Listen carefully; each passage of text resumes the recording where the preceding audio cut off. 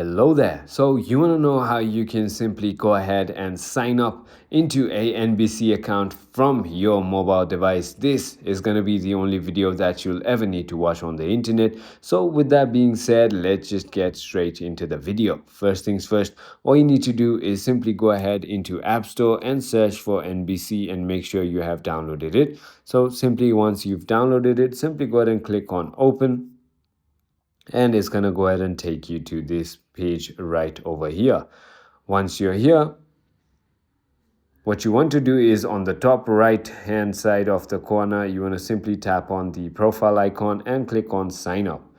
Finally, once you've done that, you can simply create a profile with email, continue with Google, or simply continue with Apple. So click on create profile and simply go ahead and enter your first name, last name, birth year, email, password, and then it will simply go ahead and create your account. So I hope this video was helpful to you. If it was, hit that like button and I'll see you on the next one.